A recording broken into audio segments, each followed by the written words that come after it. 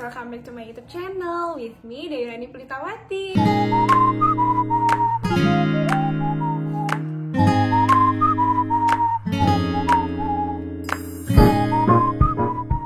Gimana teman-teman kabarnya? Semoga kabar baik di sana ya.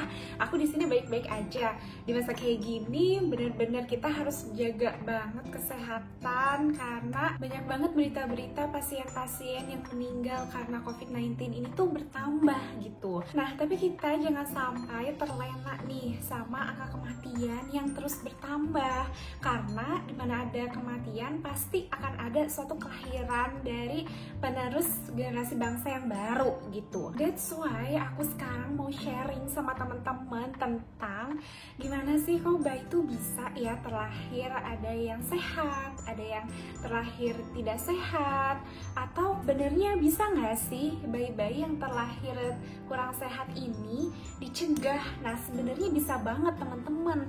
Jadi kalau misalnya kita penasaran nih gimana cara pencegahannya, itu tuh bisa banget mulai dari dini dan dari hal-hal kecil teman-teman. Salah satunya itu dari asupan makanan. Nah, sebagaimana yang kita tahu, kalau misalnya bayi itu kan dimulai dari pertemuan antara sel ovum dari wanita dan sel sperma dari pria, ya kan? Yang nanti akan fusi lalu menjadi zigot, menjadi embrio yang asalnya itu dari satu sel, terus akhirnya membelah jadi 2 sel, 4 sel, 8 sel, 16, 32 sel, jadi kumpulan-kumpulannya. Dan ini tuh melalui serangkaian proses yang namanya embriogenesis, dimana proses-proses embriogenesis ini merupakan proses pembentukan organ-organ tubuh teman-teman, organ tubuh manusia yang berlangsung secara normalnya itu kan di dalam rahim wanita, ya kan? Nah, tapi dalam prosesnya ini teman-teman, kalau misalnya kita lihat bayi-bayi yang normal kan lucu-lucu, tapi ada juga loh yang ternyata dalam proses embriogenesisnya ini berlangsung secara tidak sempurna. Nah, salah satunya itu ada peran dari neural tube teman-teman. Nah, di mana neural tube ini dia merupakan salah satu bagian ya dari manusia yang terbentuk lebih dulu. Dia ini asalnya membuka kayak gini, asalnya membuka, terus nanti dia lama-lama akan menutup. Nah, ini tuh wajib banget teman-teman menutup. Kalau misalnya normal, jadilah individu-individu seperti kita-kita.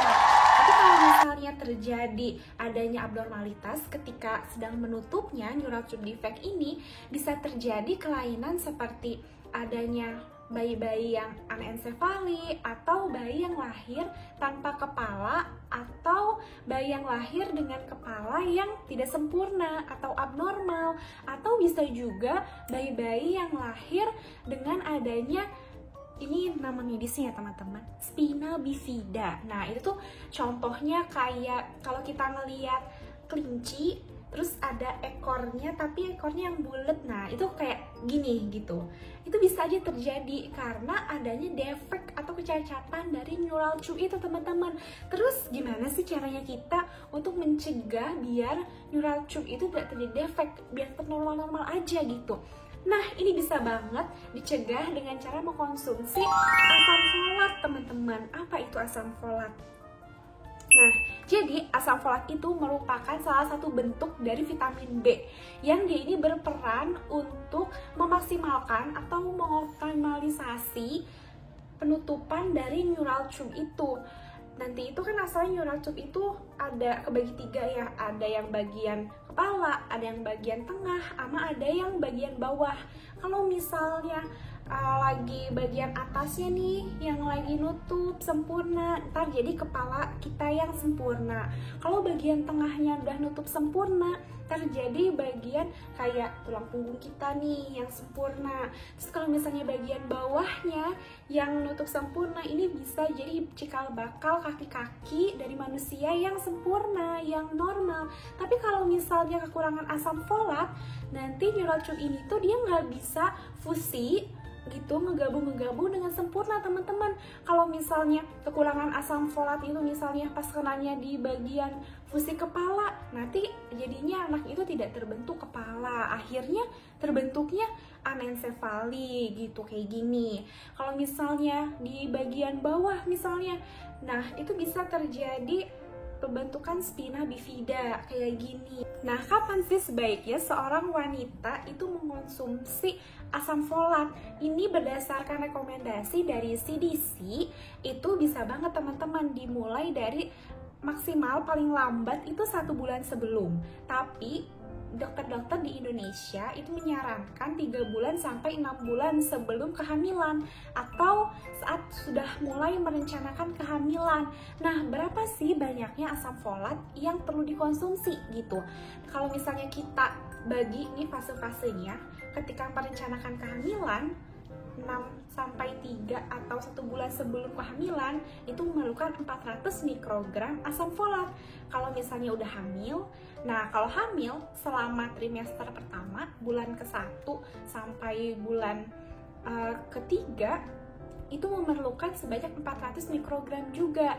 Nah, ini perlu diwanti-wanti teman-teman antara trimester 1 ini, soalnya proses embryogenesis itu mainly terjadi pada minggu ketiga sampai minggu keempat kehamilan teman-teman, yang itu ada di trimester 1. Terus dari bulan kehamilan keempat sampai usia kehamilan 9 bulan itu disarankan jumlahnya 600 mikrogram dari asam folat. Lalu setelah itu melahirkan kan? Nah, udah melahirkan tetap juga nih perlu asam folat karena tubuh bayi ini masih memerlukan nutrisi-nutrisi dari ibunya, dari ASI. Jumlah asam folat yang diperlukan oleh ibu menyusui itu sebesar 500 mikrogram asam folat. Sebenarnya dari mana sih asam folat ini bisa kita peroleh sumbernya? Banyak banget teman-teman. Kita bisa peroleh dari hati sapi, dari daging yang segar, lalu juga dari bayam, lalu dari makanan-makanan seperti sereal yang telah diperkaya dengan asam folat. Nah, ini penting banget, apalagi utamanya pada minggu ketiga sampai minggu keempat teman-teman. So, jangan lupa sebagai take home message-nya, jangan lupa untuk tetap menjaga asupan nutrisi makanan yang kaya asam folat dari daging sapi bagian hatinya, dari bayam, dari sereal, terus juga dari telur, dari lentils.